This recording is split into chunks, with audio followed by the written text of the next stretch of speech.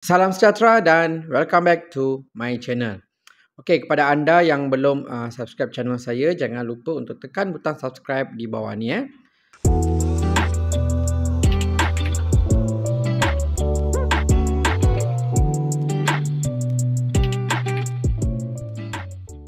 So untuk topik hari ini, Jim Sabah telah berjaya menahan 88 warga negara asing dalam satu operasi penguatkuasaan.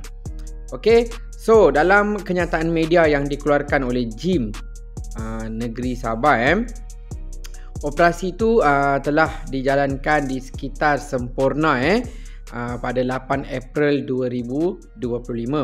Dalam operasi ini sebanyak 5 penempatan yang didiami oleh warga negara asing dan warga negara Malaysia, ada campur-campur juga telah pun diserbu oleh pegawai-pegawai penguatkuasa imigresen dari 5 daerah di Sabah lah.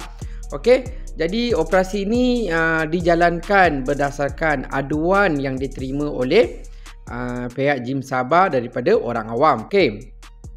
Dan selepas dapat aduan ni, risikan telah pun dijalankan selama 3 hari.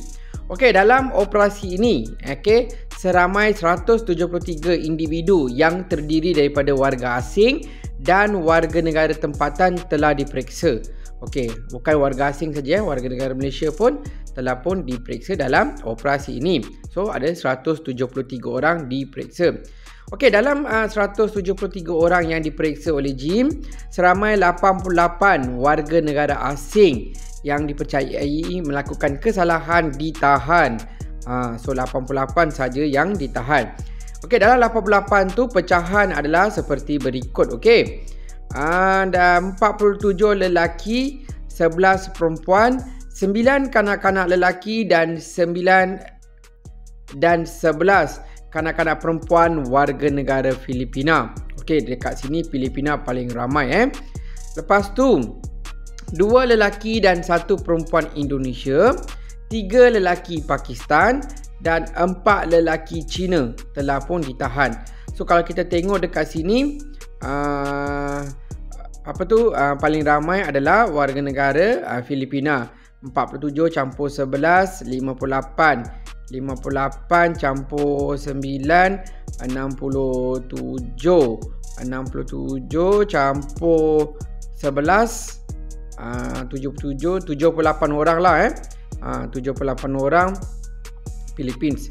Kesemua mereka ni yang ditahan ni disyaki telah melakukan kesalahan di bawah Seksyen 15.1c, iaitu tinggal lebih masa ataupun overstay. Mereka overstay Akta Immigration, dan Seksyen 61c Akta Immigration, iaitu masuk dan tinggal tanpa pas dan permit yang sah, iaitu masa pemeriksaan dilakukan mereka gagal mengemukakan dokumen pengenalan diri lah. Jadi dan ada juga kesalahan di bawah Peraturan 39B Peraturan Immigration. Kesemua warga negara asing yang ditahan ini telah pun dihantar ke Depot Immigration Tawau untuk tindakan selanjutnya. So maksud tindakan selanjutnya akan diambil siasatan, dan jika ada kesalahan akan diambil tindakan yang sewajarnya. Kepada